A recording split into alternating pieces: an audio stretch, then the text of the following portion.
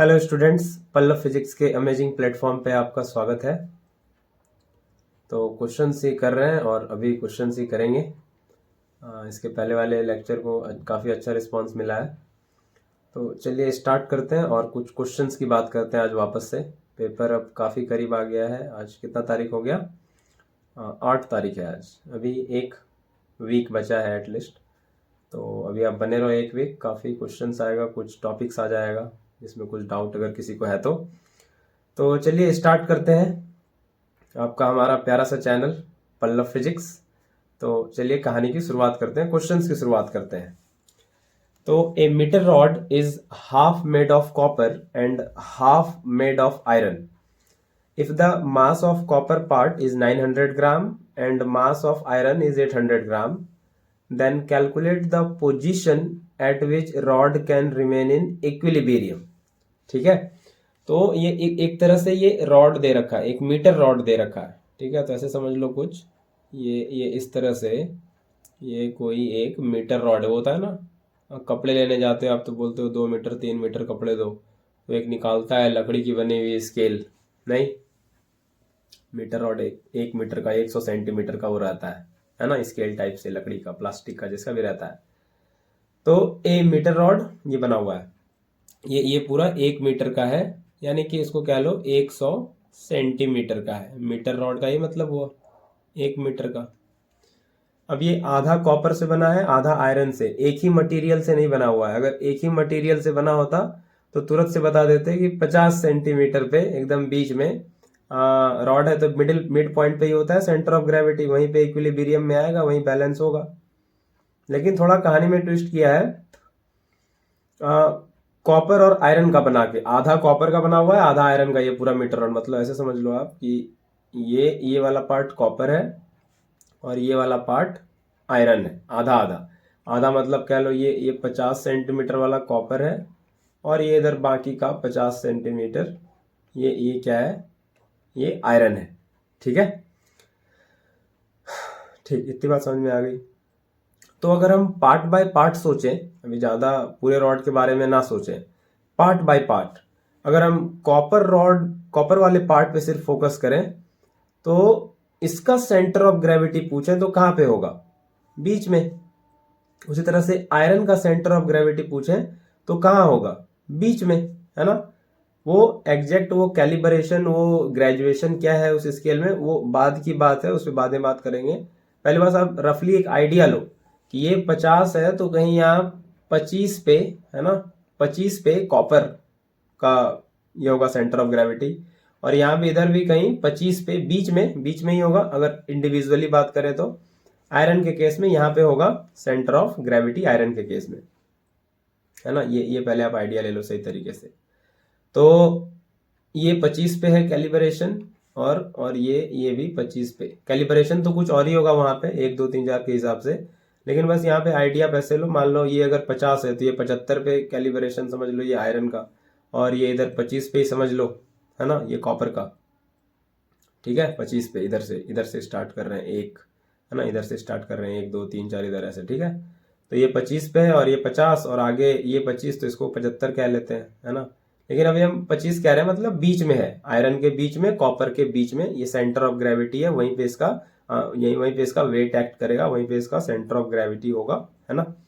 तो अब इसको हम 25 ही लिख रहे हैं, वो आप समझ ले लो। आयरन वाले केस में 75 है, 75 है। ठीक है, 75 है। ठीक है, ये पहले इतना समझ में आया। तो कॉपर का 25 सेंटीमीटर पे क्या एक्ट करने वाला है? वेट, है ना। यहाँ पे यहीं पे इसका क्या एक्ट करेगा? वेट, और वेट कॉपर। और आयरन के केस में यहाँ पे क्या एक्ट करेगा? वेट आयरन, है ना। वेट क्या होता है? mg। तो मास ऑफ आयरन कितना दे रखा है? 800 ग्राम, तो 800 ग्राम, और g, है ना, g का वैल्यू g ही लेते हैं। ठीक है, और कॉपर के केस में उसी तरह से 900 और इंटू जी होता है ना, mg, ये वेट एक्ट करेगा यहाँ पे। तो ये 25 पे और आयरन का ये 25 पे। अगर हम इसकी बात करें, ये वाला लंबाई, सिर्फ ये वाला जहां पे दोनों का वेट एक्ट कर रहा है, वो लेंथ कितना है? वो दोनों का पॉइंट जहां पे वेट एक्ट कर रहा है वो कितना है? ये 25 पे, ये 25 पे, तो कितना हो गया? 50, है ना। ये वाला कितना हो गया 50 सेंटीमीटर दूर, ये दोनों पॉइंट है कि नहीं। यहां से यहां तक ये 25, ये वाला ये 25। कैलिब्रेशन को रहने दो, बस लेंथ पे फोकस करो, वो कितने लेंथ का होगा। एक्चुअल कैलिब्रेशन मार्किंग पे बाद में बात करेंगे। 25 25 तो कितना हो गया 50, है ना। तो जहां पे वेट एक्ट करेगा कॉपर और आयरन का वो कितना सेपरेटेड है 50 सेंटीमीटर। ठीक है। अब देखो यहां पे कि हमको निकालना है वो पॉइंट जहां पे ये रॉड इक्विलिब्रियम में रहेगा, अलग अलग से हमको मतलब नहीं है, वो पॉइंट निकालना है जहां पे रॉड इक्विलिब्रियम में रहेगा। तो ये वाला तो होने से रहा नहीं, ये सेंटर ऑफ ग्रेविटी, ये जो 50 पे जहां पे मार्किंग किए हैं ये वाला, यहाँ पे तो होने से रहा, क्योंकि यहाँ तब होता जब एक ही मटेरियल से बना होता, है ना, यूनिफॉर्म मास डिस्ट्रीब्यूशन होता, तब centre of gravity mass distribution पे भी डिपेंड करता है। तो मास डिस्ट्रीब्यूशन देखो कॉपर वाले पार्ट का ज्यादा है और आयरन वाले पार्ट का कम है। तो आप लोग देखोगे भी अभी कि कॉपर वाले एंड से जो है सेंटर ऑफ ग्रेविटी आपको थोड़ा पहले मिलेगा, मतलब नजदीक मिलेगा। सेंटर ऑफ ग्रेविटी इसकी तरफ ज्यादा शिफ्ट हुआ रहेगा, कॉपर की तरफ मास ज्यादा है ना, और आयरन का मास कम है, तो थोड़ा उससे दूर होगा सेंटर ऑफ ग्रेविटी, ऐसे भी आप देखोगे। तो हम मान लेते हैं फिलहाल अभी इसको, आप 50 है यहाँ पे कहीं बीच में ही आप छोड़ दो थोड़ी देर के लिए, वापस से आओ। हम ये पॉइंट इसी को कह रहे हैं रेड वाले मार्किंग को, कि ये पॉइंट है जो सेंटर ऑफ ग्रेविटी है, और ये कॉपर का जहां पे वेट एक्ट हो रहा है। देखो किसी भी बॉडी का आप जब निकालते हो क्या सेंटर ऑफ ग्रेविटी, वो क्या होता है, वो पॉइंट होता है बॉडी का जहां पे उस बॉडी के सारे पार्टिकल्स का जो वेट लग रहा है, उस वेट की वजह से अल्जेब्रिक सम किसका, मोमेंट्स का, उस सारे वेट्स की वजह से जो मोमेंट बनेगा, टॉर्क बनेगा, जो मोमेंट ऑफ फोर्स बनेगा, उसका अल्जेब्रिक सम 0 होना चाहिए, है ना। ये होता है मतलब, है कि नहीं, यही मतलब होता है। तो हम कह रहे हैं कि ये कॉपर का जहां पे नेट वेट एक्ट हो रहा है, जहां पे इसका सेंटर ऑफ ग्रेविटी है, तो यहां से वो पॉइंट जहां पे ये पूरा रॉड इक्विलिब्रियम में रहने वाला है, वो कुछ x यूनिट दूर है, हम इसी को कह रहे हैं फिलहाल। ठीक है। तो ये आयरन वाले से कितना दूर होगा 50 माइनस एक्स, है कि नहीं, क्योंकि ये पूरा 50 है और ये x हो गया, तो ये कितना बचा 50 माइनस एक्स, बिल्कुल है। तो हमको वो पॉइंट निकालना है जहां पे ये रॉड इक्विलिब्रियम में रहेगा, और उसका तरीका क्या होता है, सेंटर ऑफ ग्रेविटी पढ़ाए हैं, लेक्चर एक डला हुआ है, आप लोग देखो उसको जाके, वहां पे अच्छे से बताए हैं कि वो पॉइंट है जहां पे सारे वेट की वजह से जो अल्जेब्रिक मोमेंट्स, जितने मोमेंट्स बन रहे हैं सबका अल्जेब्रिक सम जिस पॉइंट पे 0 है, वही वहां पे सेंटर ऑफ ग्रेविटी मिलने वाला है। तो ये कॉपर वाले पार्ट की वजह से जितना मोमेंट ऑफ फोर्स, जितना टर्निंग इफेक्ट बनेगा इस पॉइंट पे, इस पॉइंट को अगर मार्क कर दें, इस वाले पॉइंट को क्यू, जितना क्यू पे टर्निंग इफेक्ट बनेगा कॉपर वाले पार्ट की वजह से, और जितना टर्निंग इफेक्ट बनेगा, मोमेंट ऑफ फोर्स बनेगा आयरन वाले पार्ट की वजह से, आयरन वाले पार्ट की वजह से, वो दोनों बराबर होगा, तभी तो नेट टर्निंग इफेक्ट 0 आएगा, है ना, बराबर होगा तभी तो नेट टर्निंग इफेक्ट 0 आएगा। तो वही यहाँ पे करेंगे, क्या करेंगे हम लोग यहाँ पे तो वही काम करने वाले हैं यहाँ पे। तो टाउ कॉपर की वजह से एट क्यू, ये बराबर करेंगे टाउ, है ना, ये टॉर्क टर्निंग इफेक्ट आयरन की वजह से एट क्यू, ये बराबर होगा टाउ यानी कि आर क्रॉस एफ, है ना, आर क्रॉस एफ, और ये भी आर क्रॉस एफ, है ना। तो एफ यहां पे आर क्या है, ये कॉपर वाले पार्ट से ये आर है एक्स, है कि नहीं, और ये फोर्स क्या है, फोर्स है वेट, है ना, जो वेट लग रहा है कॉपर का वो। इधर भी ये आर क्या है 50 माइनस एक्स आयरन वाले पार्ट की तरफ से, और यहाँ पे फोर्स क्या है आयरन का वेट। ठीक है। तो एक्स ये हो गया कॉपर का वेट, कितना आया था 900 इंटू जी, और ये 50 माइनस एक्स आयरन का वेट 800 इंटू जी। तो जी से जी कैंसिल, ये 0 से 0 कैंसिल, ये आ गया 9x, ये आ जाएगा 8 5 जा 400 माइनस 8x, तो ये 9 और 8x, ये हो गया 17x, और ये 400, तो x का वैल्यू आ जा रहा है 400 बाय 17, है ना, x का वैल्यू जो आ जा रहा है वो है 400 बाय 17, और ये जब आप डेसिमल में करोगे तो डेसिमल में कितना आ जा रहा है x इक्वल टू 17 2 जा 34, 6 17 3 जा 51 और 5 90 होगा तो 75 जा 85, तो 23.5 सेंटीमीटर पे सेंटर ऑफ ग्रेविटी वो पोजीशन जहां पे इक्विलिब्रियम में रॉड रहेगा। तो ये x कहां से था, ये कॉपर वाले पार्ट से 23.5 दूर। तो ये वाला कैलिब्रेशन जहां पे इसका वेट एक्ट कर रहा है वो कहां पे है, यहाँ 1 से स्टार्ट है, 1 2 3 4 ये 25 तक। अब यहाँ जहां वेट एक्ट कर रहा है 25 पे, वहां से 23.5 दूर, तो कितना हो गया 25 और प्लस 23.5, तो ये हो गया 48.5। तो 48.5 सेंटीमीटर कॉपर वाले एंड से 48.5 सेंटीमीटर दूर सेंटर ऑफ ग्रेविटी वो पोजीशन जहां पे वो इक्विलिब्रियम में रहने वाला है। इस तरह से आयरन वाले एंड से बता सकते हो, 100 में 48.5 हटा दोगे तो कितना 51.5 समथिंग आ जाएगा, वो आयरन वाले एंड से हो जाएगा। तो ये 48.5 सेंटीमीटर फ्रॉम कॉपर एंड है ना, जहां ये कहां मिलेगा, ये सेंटर ऑफ ग्रेविटी मिल जाएगा रॉड का। तो देखो कॉपर वाले एंड से नजदीक है, आयरन वाले से 51.5, थोड़ा दूर जाएगा आयरन वाले से, है ना। मास डिस्ट्रीब्यूशन कॉपर वाले एंड में ज्यादा है, 900 ग्राम दिख भी रहा है। ठीक है, तो यही आंसर हो गया 48.5 सेंटीमीटर। तो 10-11 मिनट इन्वेस्ट किए इसमें ताकि आपको समझ में सही से आ जाए। ठीक है, आगे बढ़े अगले क्वेश्चन पे। अब अगला क्वेश्चन चलें अब आगे। तो अगला क्वेश्चन क्या है, ये हो गया। अब अगला क्वेश्चन ये रहा, क्वेश्चन नंबर 2। ठीक है, तो ये अच्छा क्वेश्चन है। Which one of the switches S1 S2 S3 should be opened, किसको खोलना चाहिए। स्विच वाला क्वेश्चन बहुत कम लोग को समझ में आता है सही से, है ना। तो ये S1 S2 S3 कौन सा स्विच खोलें, है ना, ताकि क्या हो, टोटल रेजिस्टेंस 4 ओम आ जाए, टोटल रेजिस्टेंस 3 ओम आ जाए, और 4 ओम से जो करंट है वो 3/5 हो टोटल करंट का। तो वन बाय वन बात कर लेते हैं। ये सर्किट आपको दिख रहा है, ये यहाँ ठहरा 24 वोल्ट, ये जो वोल्टेज मिल रहा है ये 4 ओम है, और यहाँ से S3 स्विच लगा हुआ है, ये 2 ओम और 10 ओम है, यहाँ पे S2 स्विच लगा हुआ है, ये 6 ओम है, यहाँ पे S1 स्विच लगा हुआ है। ये पहले स्विच सारा क्लियर हो गया। अब बोल रहा है टोटल रेजिस्टेंस 4 ओम हो जाए, इसके लिए कौन सा स्विच हटाना पड़ेगा। तो करके देखते हैं, 4 ओम हो जाए, है ना, कौन सा हटाना पड़ेगा। तो क्या किया जाए, तो ये सबसे पहले है 6 ओम, 10 और 2 ओम सीरीज में, और 4 ओम, बाकी सब तो पैरेलल में ही है ना। पैरेलल वगैरह वगैरह समझ में आता है, पैरेलल सीरीज ये सब क्लियर है क्या सही से।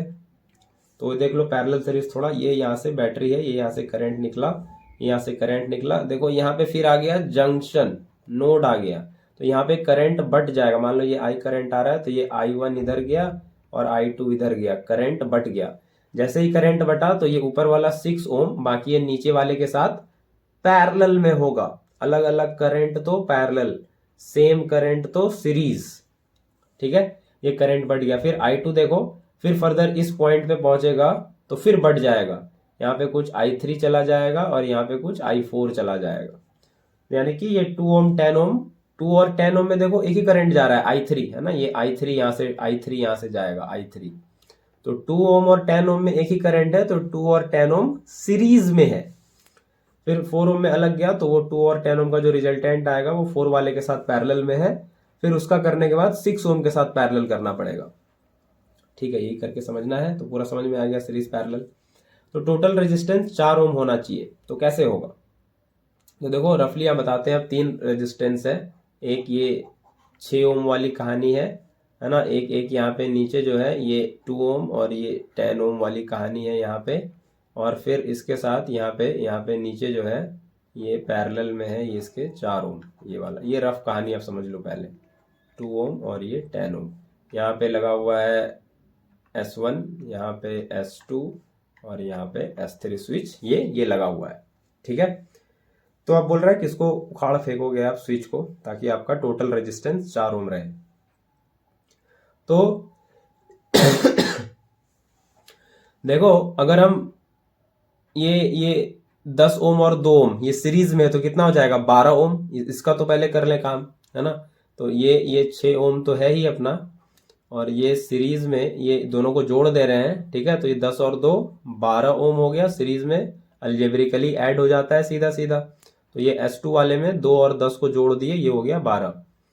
अब यहां से फर्दर ये 4 ओम है, ये 4 ओम, ये यहाँ पे S3 और ऊपर में ये ठहरा अपना S1, ठीक है। तो बोला है कौन सा स्विच हटाओगे। तो 6 और 12 ये S1 और S2 जो स्विच है ना, ये S1 और ये S2 जो स्विच है, 6 और 12 ओम जो रजिस्टर है, इसको पैरेलल में ये तीनों, तो इसको दोनों को पैरेलल में लेते हैं और S3 को उड़ा के देखते हैं, एक करके चेक करते हैं। तो 6 ओम और 12 ओम इसको पैरेलल में लगाते हैं, आर पैरेलल। तो क्या बनेगा, ये बनेगा 12, 6 2 जा 12, 12 1 जा 12, ये आ गया 3/12 और इसको रेसिप्रोकेट कर देंगे तो ये 12/3, ये आ जाएगा 4 ओम। अरे ये तो पहली बार में आ गया, है ना, ये पहली बार ही चेक करने से आ गया। तो ये देखो 4 ओम आ गया, मतलब आप S3 को स्विच ऑफ कर दो, है ना, ये वाला जो S3 है इसको आप क्या कर दो, ऑफ, स्विच ऑफ कर दो, तो मेरा टोटल रेजिस्टेंस 4 ओम बन जा रहा है आराम से। कोई दिक्कत नहीं है ना, कोई दिक्कत नहीं है, आराम से 4 ओम बन गया। तो S3 आप ऑफ कर दो। आपको डाउट है तो इसे आप ट्राई कर लो, अब एक बार तीनों को ले लो, लेकिन एक तो ऑफ करना है, क्वेश्चन ने बोला है, तो दो करके लो। S2 S3 ले लो एक बार, देखो क्या उसमें 4 ओम आता है। एक बार S1 S3 ले लो, देखो क्या उसमें 4 ओम आता है, अगर आपको डाउट हो रहा है ऐसे। तो मेरा पहली बार ही लेने से सबसे नीचे वाला ऑफ किए और मेरा पहली बार ही आ गया। दूसरा वाला है कि दूसरा वाला क्या है, दूसरा वाला कितना आना चाहिए, 3 ओम। तो पहला वाला का आंसर मिल गया, क्या ऑफ करना है, S3 को करना है ऑफ, है ना, S3 को करना है ऑफ। दूसरा है टोटल रेजिस्टेंस 3 ओम आए, तो 3 ओम कैसे आएगा बताओ, 3 ओम आना है। तो अब एक काम करते हैं, थोड़ा आगे बढ़ते हैं। अब S1 S2 कर लिए, अब S2 S3 इसको साथ लेके करते हैं, है ना, ये बी पार्ट के लिए। तो 1/R पैरेलल में है ना, 1/12 और 1/4। तो ये 12 और 1, ये 4 3 जा 12, ये आ गया 4/12। तो R पैरेलल कितना आ गया, 12/4 यानी कि 3 ओम। अरे मेरा तुक्का बिल्कुल सही जा रहा है आज। तो ये 3 ओम आ जा रहा है बहुत आसानी से, ये 3 ओम आ जा रहा है जब आप S2 और S3 को लेते हो, S1 ऑफ कर देते हो, है ना, S1 को नहीं ले रहे, 6 ओम को लिए बिना मेरा 12 और 4 ओम को लेते साथ ही मेरा 3 ओम टोटल रेजिस्टेंस बन जा रहा है। तो इस बार आपको क्या ऑफ करना है, S1 ऑफ करना है ना, S1 ऑफ करना है। तो सेकेंड वाले में क्या ऑफ करना है, S1 ऑफ करना है। तो पहले वाले में S3, दूसरे वाले में S1। अब आगे देख लेते हैं, तीसरे वाले में क्या ऑफ करना है, current through 4 ohm is equal to 3/5 of total current. तो 4 ओम से, देखो यहाँ पे ये एक बात तो क्लियर है कि ये 4 ओम से करंट बोला है, टोटल करंट का 3/5 जाए। तो 4 ओम से करंट हमको भेजना है, तो लास्ट वाले क्वेश्चन में S3 को तो हम ऑफ नहीं कर सकते, ये तो मेरा कंफर्म है कि नहीं, क्योंकि हमको 4 ओम के रजिस्टर से टोटल करंट का 3/5 तो भेजना है, तो हम S3 तो ऑफ नहीं कर सकते, ये तो पहले क्लियर है। बचा S1 S2, तो उसमें एक बार S1 को ऑफ करके देख सकते हो, एक बार S2 को ऑफ करके देख सकते हो, जिसमें आपका बन जाए काम उसी को ऑफ कर दो, है ना। तो ठीक है, और ये भी एक तरीका है, एक बार मान लो पहले क्वेश्चन में आप S3 ऑफ किए, दूसरे क्वेश्चन में S1 ऑफ किए, बचा क्या S2, आखिरी वाले क्वेश्चन में S2 ही ऑफ होगा, देखना आप अभी। ये बस तरीका बता रहे हैं, बाकी आप कर सकते हो पूरे प्रोसेस से। तो ये सी पार्ट का देख लेते हैं, है ना, सी पार्ट को देख लेते हैं हम। तो देखो S3 ऑफ कर नहीं सकते, अब मान लो चलो इधर हम नहीं तुक्का लगा रहे हैं, हम पूरा प्रोसेस से जा रहे हैं, आंसर तो बता दिए S2, लेकिन फिर ठीक है आप S1 पहले ऑफ कर लो एक बार, देखो क्या होता है ना, S1 पहले आप एक बार ऑफ कर लो, S1। तो मान लो हम S1 ऑफ कर दिए, ठीक है, हम क्या कर दिए, S1 कर दिए ऑफ। तो S1 ऑफ कर दिए तो 6 ओम का काम खत्म, 6 ओम को भूल जाओ। तो अब 2 ओम और 10 ओम, ये 12 ओम और 4 ओम यही पैरेलल में है ना, कहाँ गया ये 12 ओम और 4 ओम, तो ये 12 ओम और 4 ओम कहाँ गया, यहाँ है 12 और 4 ओम, यहाँ है, ये 3 ओम आया, है ना, ये कितना आया, 3 ओम आया, 12 और 4 ओम से ये कितना आया, 3 ओम टोटल रेजिस्टेंस। तो 3 ओम आ गया है, और इसमें क्या ऑफ है, इसमें क्या ऑफ है, S1 ऑफ है ना, बी वाले में S1 ऑफ है, तो यही लेके चल रहे हैं, पहले S1 ऑफ कर रहे हैं, ठीक है। तो S2 और S3 पैरेलल में है, 12 ओम और 4 ओम, पैरेलल में आ गया 3 ओम। तो हम करंट निकाल लेते हैं, टोटल करंट। मेरे पास वोल्टेज दिया हुआ है 24 वोल्ट, और रेजिस्टेंस हमको मिल गया 3 ओम। S1 को ऑफ करके S2 S3 को पैरेलल में लेके, तो करंट कितना आ गया, V equal to I R, I equal to V by R, 24/3 यानी कि 8 एम्पियर। तो टोटल करंट ये है। अब देखो इसका 3/5 कर दो, 3/5 ऑफ टोटल करंट, तो कितना बन रहा है, ये बन रहा है 24/5 यानी कि 4.8 एम्पियर। ये 4 ओम से 4.8 एम्पियर जाना चाहिए। तो अब चेक कर लेते हैं जा रहा है कि नहीं, तभी तो ये वेरीफाई होगा। जा रहा है कि नहीं चेक कर लेते हैं। कैसे चेक करेंगे, जा रहा है कि नहीं कैसे चेक करेंगे। तो ये S1 को तो ऑफ कर दिए हैं, पहला अभी ये लेके चल रहे हैं, तो इसको तो भूल जाओ, 6 ओम वाले को, इसको भी लिए नहीं है। तो अब यहाँ देखो, ये अब नीचे वाला सर्किट इधर बनाते हैं, नीचे वाला सर्किट जगह है, हाँ। तो ये हम डायरेक्ट लिख रहे हैं, ठीक है। 2 और 10 ये 12 ओम हो गया था, और ये नीचे ये 4 ओम हो गया था। ऊपर तो S1 खोल दिए हैं, S1 को भूल जाओ। अब बैटरी जो है ये यहाँ कनेक्टेड है इससे, ये 24 वोल्ट का बैटरी। तो देखो ये दोनों पैरेलल में है, ये दोनों किस में है, ये दोनों पैरेलल में है, 12 ओम और 4 ओम, मतलब 2 और 10 लगा हुआ है, सीरीज का डायरेक्ट लिखे हैं, लेकिन है ये दोनों पैरेलल में। कैसे पता चलता है पैरेलल में है, तो देखो ये 24 वोल्ट है, ये जो नीचे वाला रजिस्टर है 4 ओम वाला, है ना, ये जो 4 ओम वाला रजिस्टर है, इसका देखो 4 ओम का एंड यहाँ पे है ना, यहाँ पे चलो आ जाओ, और 4 ओम का ये यहाँ पे। बैटरी का नेगेटिव और पॉजिटिव पोटेंशियल ये डायरेक्टली इससे कनेक्टेड है, यहाँ पे है कि नहीं, ये डायरेक्टली इससे कनेक्टेड है। तो ये भी 24 वोल्ट पे हुआ। और 12 ओम को भी देखो ऊपर, ये भी यहाँ पे बैटरी से डायरेक्ट कनेक्टेड है, ये भी बैटरी से डायरेक्ट कनेक्टेड है। तो उसके बीच भी कितना पोटेंशियल डिफरेंस हुआ, 24। और ये भी इसे लॉजिक से रटा देते हैं स्कूल में लोग, कि ये तो तरीका से बता दिया अच्छे से, कैसे पहचानने का तरीका है। रजिस्टर के एंड को देखो, क्या वो डायरेक्टली बैटरी से जुड़ा हुआ है, अगर है तो वो सेम वोल्ट पे, जितना रजिस्टर डायरेक्टली बैटरी से जुड़ा हुआ है वो सेम वोल्ट पे है। और अगर नहीं सब डायरेक्टली जुड़ा हुआ है तो सीरीज में है, तो फिर वोल्ट बटेगा, अलग अलग होगा। यहाँ पे तो सेम वोल्ट पे है दोनों, ठीक है। तो दोनों के अक्रॉस वोल्टेज 24 का ही है, 24 का ही है। तो अब देख लेते हैं करंट। तो V equal to I R, 4 ohm से देखना है, 4 ओम से देखते हैं, तो I क्या होगा, V बाय आर। तो V कितना है 24 और 4 ओम है, तो ये कितना आना चाहिए, 6 एम्पियर आना चाहिए। ये तो गड़बड़ है, मेरा तो 4.8 आ रहा है 3/5 करने से, लेकिन यहाँ तो 6 एम्पियर जा रहा है करंट, 4.8 तो जा नहीं रहा। मतलब S1 को ऑफ करना सही नहीं है, अगर क्वेश्चन के हिसाब से बात करें तो बचा क्या, S2। अब देखना आप S2 ऑफ करते ही सारा मामला सही हो जाएगा, है ना। तो ये हम लोग का गलत हो गया। S2 को ऑफ करते हैं, ये 2 और 10 ओम वाला जो है ना, इसको उड़ा देते हैं। तो ऊपर सिर्फ S1 6 ओम वाला और नीचे S3 4 ओम वाला बचेगा। तो S2 को गायब करते हैं इस बार, है ना, ये अगला क्वेश्चन आ गया। तो यहीं पे S1 को गायब कर, सॉरी S2 को गायब कर देते हैं। तो ऊपर वाला ये रहेगा 6 ओम S1 वाला, और ये नीचे वाला जो था ये S3, इसको तो रखना ही होगा क्योंकि इसी से देखना है करंट, S3। इससे जो है, इससे कितना है, ये 4 ओम है ना, और ये बैटरी से लगा हुआ है 24 वोल्ट के बैटरी से, 24 वोल्ट, ठीक है। तो अब फिर से दोनों सेम वोल्ट पे है। तो पहले आप यहाँ पे ये देख लो टोटल करंट कितना है, ये अलग सर्किट बन गया ना, इसका आपको फिर से टोटल करंट देखना पड़ेगा। तो दोनों पैरेलल में है, 1/6 प्लस 1/4 है ना, ये पैरेलल में है दोनों। तो कितना बन रहा है, तो ये हो गया 12, 6 2 जा 12, 4 3 जा 12, ये हो गया 5/12। इसका रेसिप्रोकल कर लोगे तो ये 12/5 ओम, ये हो गया टोटल रेजिस्टेंस, है ना।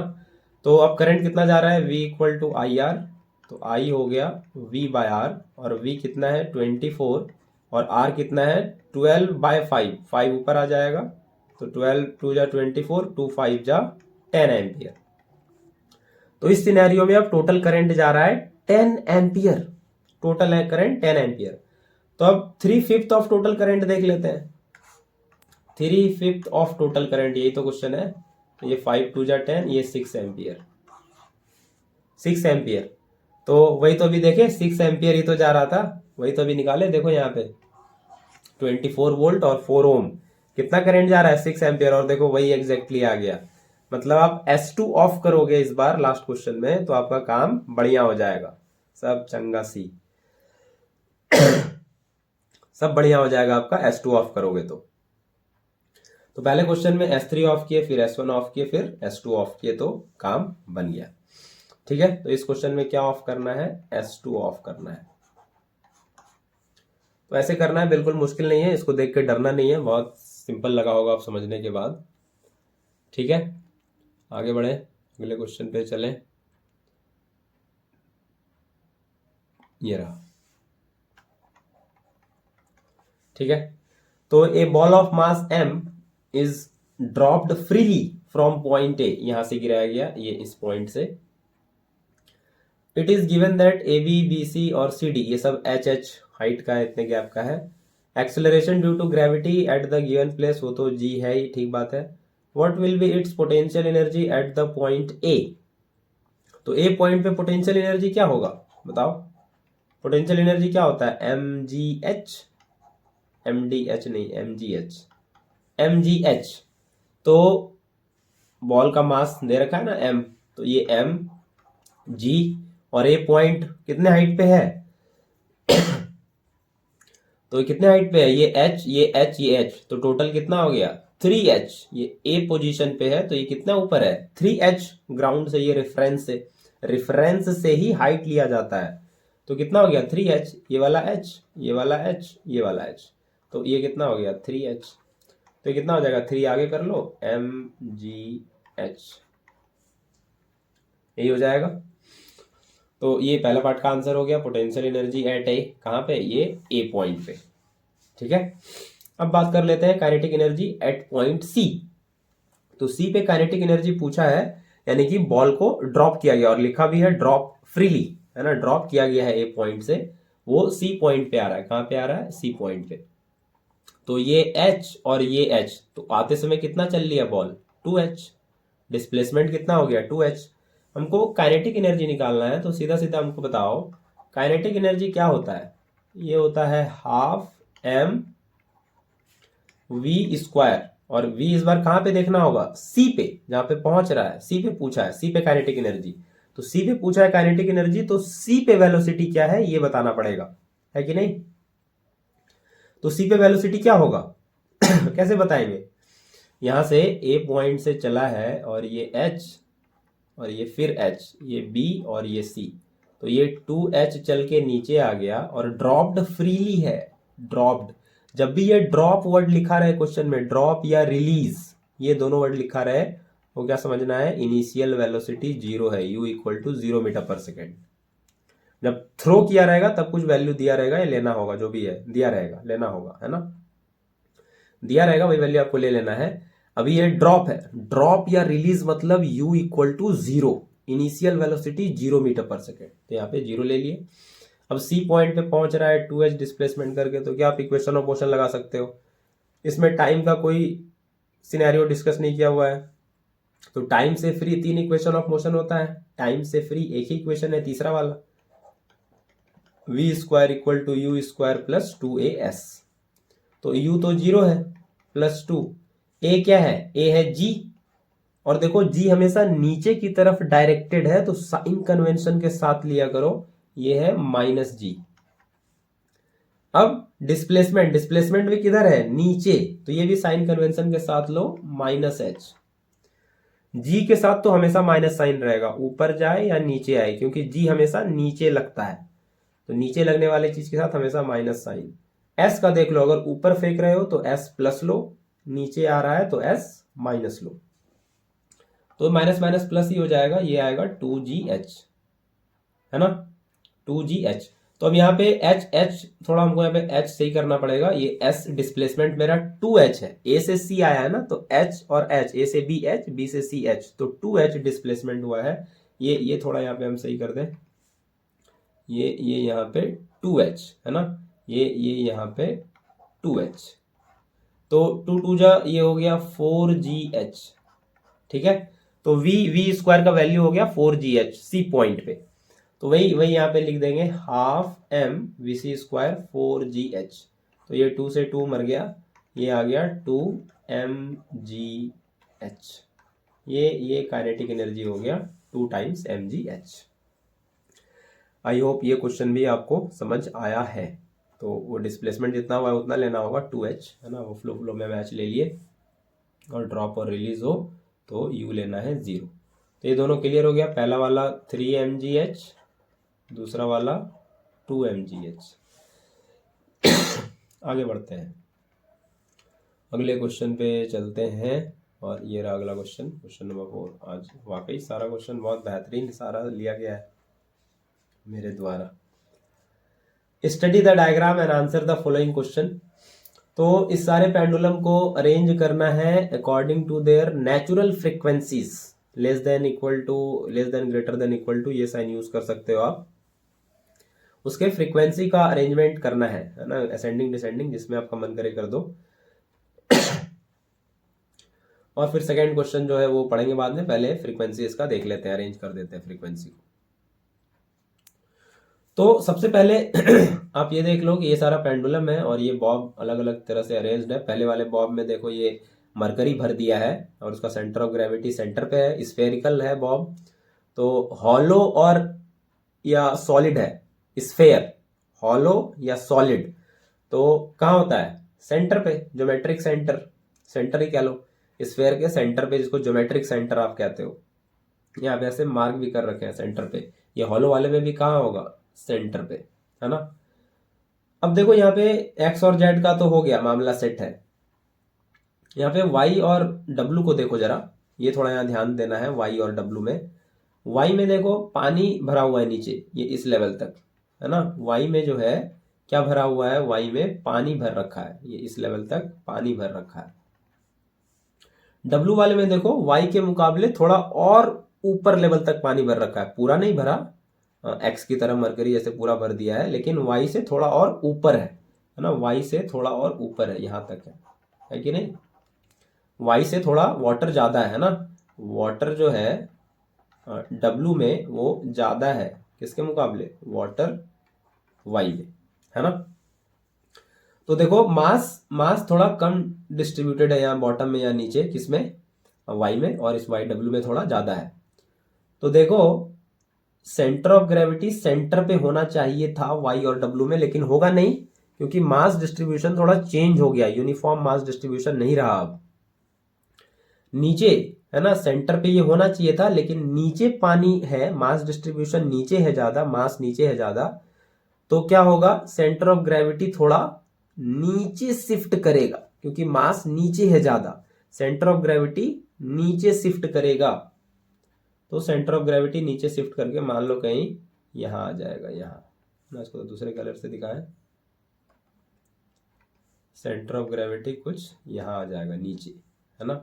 सेंटर ऑफ ग्रेविटी जो है कुछ यहां आ जाएगा नीचे, है ना। और यहां देखो वाटर के केस में ये थोड़ा इसका वाटर लेवल थोड़ा ऊपर है ना, थोड़ा मास डिस्ट्रीब्यूशन थोड़ा और ऊपर तक है, पानी थोड़ा और भरा हुआ है। तो इसमें ऐसा नहीं होगा कि सेंटर से बहुत नीचे आ जाएगा, है ना। ये पूरा भरा होता तो एकदम सेंटर पे ही रहता, लेकिन अब समझ लो पूरा भरा हुआ है, वहां से एक मग पानी निकाल लिया गया, तो थोड़ा सा खाली हुआ है। तो सेंटर ऑफ ग्रेविटी बीच में रहना चाहिए था, लेकिन मास डिस्ट्रीब्यूशन अभी थोड़ा नीचे के मुकाबले, नीचे थोड़ा ज्यादा है, तो सेंटर पे ना रह के सेंटर से थोड़ा नीचे शिफ्ट करेगा, लेकिन वाई के मुकाबले थोड़ा कम करेगा, है ना। वाई में पूरा ज्यादा नीचे आ गया सेंटर ऑफ ग्रेविटी, क्योंकि पानी नीचे है थोड़ा, है ना, वाटर लेवल बॉटम में नीचे है। वाई के मुकाबले डब्ल्यू में पानी थोड़ा ज्यादा ऊपर तक है, तो सेंटर वाले पॉइंट से स्फेयर का सेंटर ऑफ ग्रेविटी थोड़ा कम नीचे जाएगा डब्ल्यू में, आखिरी वाले में, है ना। तो इसमें सेंटर से नीचे होगा और वाई से ऊपर होगा, ये पहले आपका क्लियर होना चाहिए, है ना। तो क्या कहानी होगी? वाई से थोड़ा ऊपर और सेंटर से थोड़ा नीचे, है ना। डब्ल्यू वाले में ये कहानी होगा, है ना। डब्ल्यू वाले में क्या कहानी होगी? सेंटर ऑफ ग्रेविटी का वाई से ऊपर और एक्स या जेड जो भी कह लो, जेड से नीचे, ये ऐसे वाले असमंजस में आके ये फंसेगा, क्योंकि थोड़ा उसमें पानी ज्यादा है ना, मास डिस्ट्रीब्यूशन जो है वो थोड़ा ज्यादा है। ठीक है, ये पहले क्लियर हो गया। सेंटर ऑफ ग्रेविटी किसका कहाँ है? तो देखो हमको अब फ्रीक्वेंसी जानना है, ये तो हम भूल ही गए, जानना क्या है फ्रीक्वेंसी। तो देखो हमको ये पता होता है, पेंडुलम का बहुत अच्छे से याद रहता है, 2π√L/g। तो फ्रीक्वेंसी क्या होगा इसका, रेसिप्रोकल कर दो, 1/2π√g/L, है ना, ये होता है ना फ्रीक्वेंसी 1/t रेसिप्रोकल, तो इसका रेसिप्रोकल कर दिए। देखो 2π कांस्टेंट, जी भी कांस्टेंट, तो फ्रीक्वेंसी जो है इनवर्सली प्रोपोर्शनल टू लेंथ है। फ्रीक्वेंसी क्या है, लेंथ के इनवर्सली प्रोपोर्शनल है। देखो ये लेंथ आप लोग धागे का लेंथ ले लेते हो, बहुत गलत बात है ना, ये ज्यादातर लोग एल धागे का लेंथ ले लेते हैं, धागा का लेंथ नहीं है ये जो एल यहाँ पे है ये है effective length of pendulum, effective length of pendulum. क्या मतलब है इफेक्टिव लेंथ ऑफ पेंडुलम का, तो वो पूरा लेंथ स्ट्रिंग के साथ, वो पूरा लंबाई, वो जो बॉब का सेंटर ऑफ ग्रेविटी है वहां तक का लंबाई, ये पूरा है एल। ठीक है, तो ये जो पूरा एल है ना, ये एल पूरा यहां तक ये सेंटर ऑफ ग्रेविटी यहां तक होता है लेंथ। ये बड़ा मिसकंसेप्शन रहता है सब में कि धागे का लेंथ ले लेते हैं, धागे का लेंथ नहीं है, वो स्ट्रिंग जहां से बंधा हुआ है वहां से लेके वो जो बॉब लटका हुआ है, बॉब का जो सेंटर ऑफ ग्रेविटी है वहां तक। ठीक है, वहां तक। तो इसमें आप गेस करके बताओ, उसी पे आंसर मिल जाएगा ना सबका, उसी पे तो आंसर मिल जाना है कि जिसका लेंथ इनवर्स रिलेशन है, जिसका लेंथ सबसे ज्यादा होगा फ्रीक्वेंसी उसका सबसे कम होगा, है ना। हम लोग असेंडिंग ऑर्डर में अरेंज कर लेंगे फ्रीक्वेंसी को। किसमें अरेंज कर लेंगे, असेंडिंग ऑर्डर में। तो जिसका फ्रीक्वेंसी सबसे कम होगा उसका लेंथ ज्यादा होगा, या लेंथ जिसका सबसे ज्यादा होगा फ्रीक्वेंसी उसका कम होगा। तो लेंथ किसका ज्यादा कम होगा, जिसका सेंटर ऑफ ग्रेविटी सबसे पाताल लोक सबसे नीचे होगा सेंटर से, उसी का फ्रीक्वेंसी सबसे ज्यादा होगा, क्योंकि वो लेंथ ज्यादा बनेगा फिर, है कि नहीं। यहां से जितना ये नीचे जाएगा, ये जितना नीचे जाएगा ये लेंथ उतना ही ज्यादा तो बनेगा, है कि नहीं। तो यहाँ हमको बहुत क्लियरली दिख रहा है सबसे नीचे किसका है, सबसे नीचे है वाई का, है ना। ये जो वाई है सेकेंड नंबर पे, इसी का सेंटर ऑफ ग्रेविटी सबसे नीचे है, तो इसी का लेंथ सबसे ज्यादा होगा। तो सबसे ज्यादा लेंथ होगा एल वाई का, उसके बाद एल डब्ल्यू का, है ना, क्योंकि वाई से ऊपर है सेंटर ऑफ ग्रेविटी और एक्स और जेड से नीचे है, तो ये एल डब्ल्यू का। उसके बाद ये एल जेड और एक्स तो दोनों बराबर होगा, क्योंकि मरकरी भी पूरा भरा हुआ है और हॉलो वाला भी खाली ही है। तो हॉलो हो या पूरा भरा हो, उसका तो COG centre of gravity same point पे होता है, सेंटर पे, ज्योमेट्रिक सेंटर पे। तो ये दोनों तो बराबर ही होगा। अब लेंथ जिसका ज्यादा है फ्रीक्वेंसी कम होगा, तो वाई का ज्यादा है तो फ्रीक्वेंसी वाई का सबसे कम होगा, तो एफ वाई सबसे कम। फिर वाटर वाला, तो इसका फ्रीक्वेंसी सबसे कम। फिर जेड वाला, और जेड और एक्स तो दोनों बराबर होगा। ठीक है, तो ये हो गया आपका पहले पार्ट का आंसर, है ना, ये हो गया आपके पहले पार्ट का आंसर। ठीक है, इनवर्स रिलेशन समझ में आ गया, लेंथ कहां से लेते हैं सब समझ में आया। आगे है, if pendulum Z is initiated into oscillation, which pendulum among the other will exhibit the highest amplitude of vibration.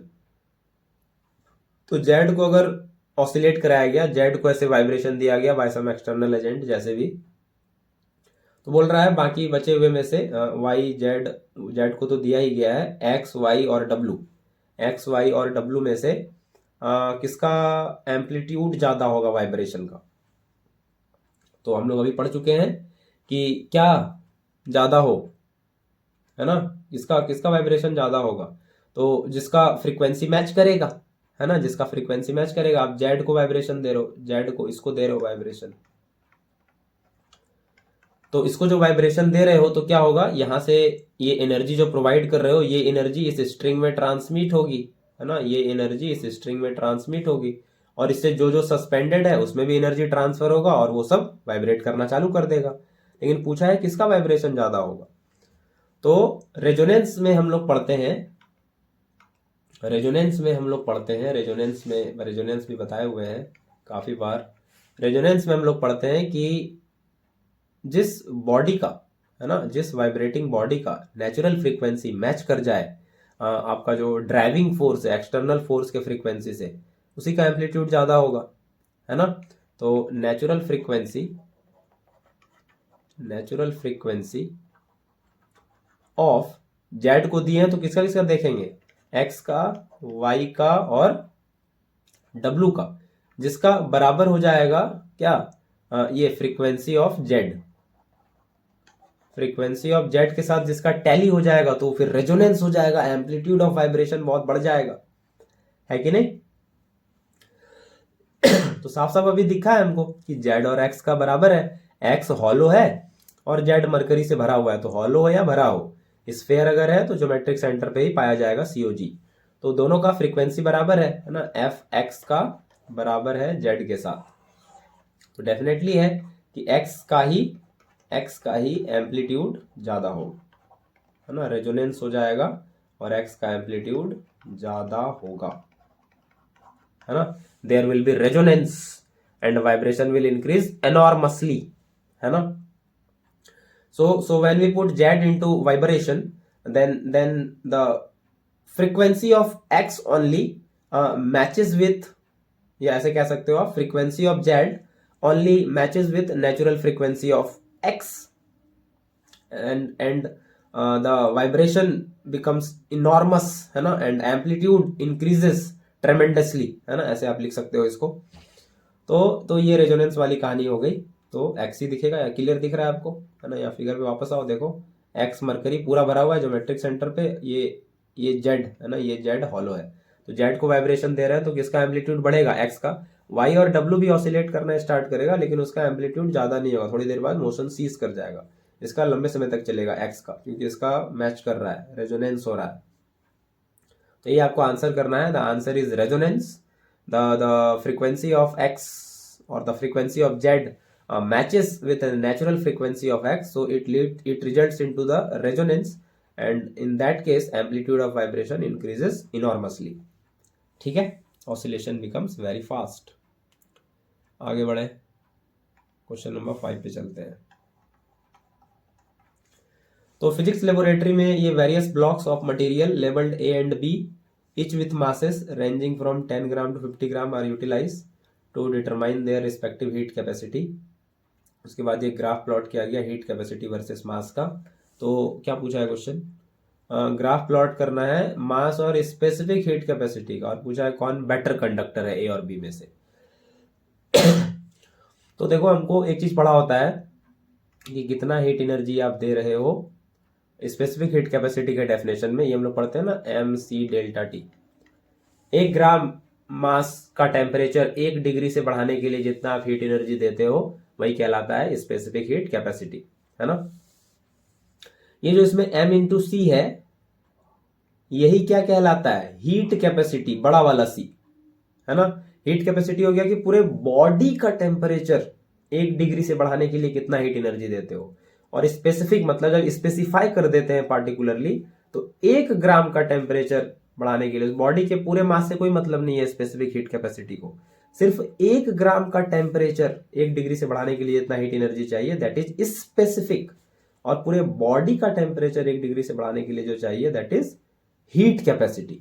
तो इसको हम लोग क्या लिख सकते हैं, बड़ी वाली C M इंटू छोटी वाली C, है ना, upper case C equal to M lower case C। तो ये बड़ी वाली C क्या है, हीट कैपेसिटी, है ना। पूरे बॉडी का बात कर रहा है तो बड़ा C, ये स्मॉल C सिर्फ 1 ग्राम का बात कर रहा है तो छोटा C, ऐसे भी ध्यान रख सकते हो आप। कुछ जगह इसको S भी लिखते हैं, वो भी चलेगा, स्पेसिफिक हीट कैपेसिटी। तो स्पेसिफिक हीट कैपेसिटी, तो अब ये ग्राफ दिया हुआ है, ये C वर्सेस M का, हीट कैपेसिटी वर्सेस M का ग्राफ किसका दिया हुआ है, कैपिटल C वर्सेस M का ग्राफ दिया हुआ है, ठीक है। देखो ये कैपिटल C हीट कैपेसिटी मतलब बड़ा वाला C वर्सेस M का ग्राफ दिया हुआ है। तो इस ग्राफ का स्लोप लेंगे अब। स्लोप क्या होता है, y एक्सिस में जो है और x एक्सिस में जो है उसको डिवाइड करना, दैट इज स्लोप, सीधा सीधा, है ना। स्लोप क्या होता है, तो ये बेसिकली होता है चेंज इन वाई एक्सिस, काफी बार पहले बताए हैं, divide by change in x axis. मतलब सीधा समझो, जो वाई एक्सिस में रखा हुआ है और जो एक्स एक्सिस में रखा हुआ है उसको आपस में डिवाइड कर दो, मतलब सी बाय एम। ये आपको क्या देने वाला है? स्लोप। ये आपको क्या देगा? स्लोप। तो यहां अगर आप ध्यान से देखो, ये सी बाय एम अगर आप यहां करोगे, बड़ी सी बाय स्मॉल एम, तो इधर आपका क्या बचेगा? स्पेसिफिक हीट कैपेसिटी तो बचेगा, है ना। मतलब यहाँ पे जो है स्लोप जो दे रहा है, ये कैपिटल सी बाय एम, ये हो रहा है स्मॉल सी के बराबर, मतलब स्लोप इस ग्राफ का स्पेसिफिक हीट कैपेसिटी ही तो है। मतलब इस ग्राफ का स्लोप क्या है? Specific heat capacity. तो देखो स्लोप किसका ज्यादा है? ए का स्लोप ज्यादा है, बहुत क्लियरली दिख रहा है। किसका ढलान ज्यादा है? ए का ज्यादा है, सिंपल सिंपल लेमैन लैंग्वेज में। और बी का ढलान कम है, बी सोया हुआ है, ए पूरा खड़ा हो गया, स्टीपर है ना, स्टीपर बोलते हैं इसको, खड़ा है बिल्कुल, और ये सोया हुआ है। तो ए का स्लोप ज्यादा है बी के मुकाबले, तो यानी कि ए का स्पेसिफिक हीट कैपेसिटी ज्यादा है। वेरी सिंपल, है ना। देखो यहाँ पे दिख रहा है आपको, ये इसका देखो, ये रहा स्लोप, और इसका देखो ये रहा वैल्यू, है ना, ये कम है कि नहीं। तो ए का स्लोप सीधा सीधा से दिख भी रहा है, ए का स्लोप ज्यादा है। तो यहां से हमको ये मिला कि स्लोप यहाँ पे दे रहा है स्पेसिफिक हीट कैपेसिटी, क्योंकि capital C by small m small c के बराबर है, तो स्मॉल सी ए का ज्यादा है स्मॉल सी बी से। वेरी क्लियर, है ना। स्पेसिफिक हीट कैपेसिटी ए का ज्यादा है बी के मुकाबले। तो इसी का ग्राफ प्लॉट करने बोला है ना। इसी का क्या प्लॉट करने बोला है? ग्राफ। तो ये स्मॉल सी वर्सेस एम का ग्राफ प्लॉट करने बोला है। ए का ज्यादा रखना है, बी का कम रखना है। कैसे बनाएंगे? यहां पे देखो एक्स एक्सिस पे ना बॉडी का पूरा मास लिखा हुआ है। क्या लिखा हुआ है? बॉडी का पूरा मास। लेकिन स्पेसिफिक हीट कैपेसिटी को बॉडी के पूरे मास से मतलब है क्या? कोई मतलब नहीं है। बॉडी के सिर्फ 1 ग्राम मास से मतलब है, पूरे मास से तो कोई मतलब है ही नहीं। तो पूरे मास से इंडिपेंडेंट होता है स्पेसिफिक हीट कैपेसिटी, सिर्फ 1 ग्राम से मतलब है उसको। तो 1 ग्राम से मतलब है, तो हम ज्यादा तो बनाएंगे, ए का ज्यादा बनाएंगे, लेकिन मास से उसको इंडिपेंडेंट रखेंगे। मास पूरे बॉडी से उसको कुछ फर्क नहीं पड़ता। किसको? स्पेसिफिक हीट कैपेसिटी को। हाँ, हीट कैपेसिटी को पूरे बॉडी के मास से मतलब है, स्पेसिफिक हीट कैपेसिटी को पूरे बॉडी के मास से कोई मतलब नहीं है। तो उससे इंडिपेंडेंट करना है किसी क्वांटिटी को, एक्स एक्सिस से जो क्वांटिटी है उससे इंडिपेंडेंट रखना है, तो क्या करते हैं? कांस्टेंट कर देते हैं उसके रिस्पेक्ट में। तो ये बिल्कुल ऐसे सीधा बन जाएगा, ये बिल्कुल ऐसे सीधा बन जाएगा। 2 ग्राफ बनेगा, ए का ज्यादा है तो ऊपर ए लिखेंगे, नीचे बी लिखेंगे, तभी तो ये ऊपर वैल्यू ज्यादा होगा, तो ये ज्यादा होगा वैल्यू, है ना। मास आप कुछ भी रख लो, स्पेसिफिक हीट कैपेसिटी ए का सेम है, क्योंकि उसको पूरे बॉडी के मास से मतलब ही तो नहीं है, उसको तो 1 ग्राम से मतलब है ना। तो ये ऐसे कांस्टेंट हो गया, एम से कोई फर्क नहीं पड़ रहा है, सीधा चले जा रहा है, मास कुछ भी हो जाए कुछ फर्क नहीं पड़ता उसको। ठीक है ग्राफ। अब बोला है दूसरे क्वेश्चन में, ये पहले पार्ट का आंसर हो गया। दूसरा बोला है कौन बेटर कंडक्टर है। तो देखो कंडक्टर क्या होता है? जिससे जितना आसानी से जितना जल्दी हीट एनर्जी फ्लो कर जाए वो उतना बेटर कंडक्टर है।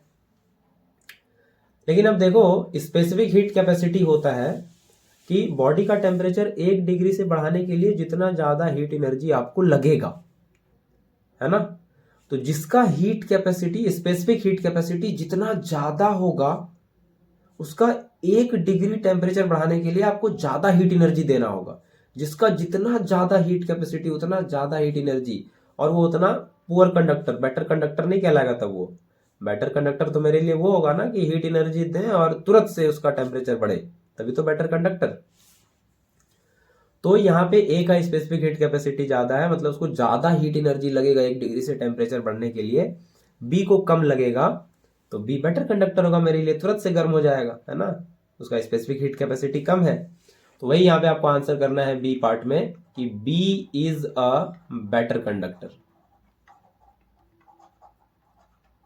है ना। क्यों? Because specific heat A is greater than specific heat B. यही आपको आंसर कर देना है, बाकी वो समझ लेगा। वो समझ लेगा कि ए को हीट एनर्जी ज्यादा लगेगा 1 डिग्री से टेम्परेचर बढ़ाने के लिए बी के मुकाबले, इसीलिए बी जो है वो बेटर कंडक्टर है, तुरंत से गर्म हो जाएगा। 1 डिग्री से टेम्परेचर बढ़ाने के लिए उसको कम हीट एनर्जी लगेगा। तो जिसका स्पेसिफिक हीट कैपेसिटी जितना ज्यादा वो उतना पुअर कंडक्टर, और जिसका स्पेसिफिक कैपेसिटी जितना कम वो उतना बेटर कंडक्टर। ठीक है, समझ में आया? चलिए आज का लेक्चर ये समाप्त करते हैं, मिलते हैं फिर अगले लेक्चर में कुछ और अच्छे क्वेश्चन के साथ। Till then take care, bye bye.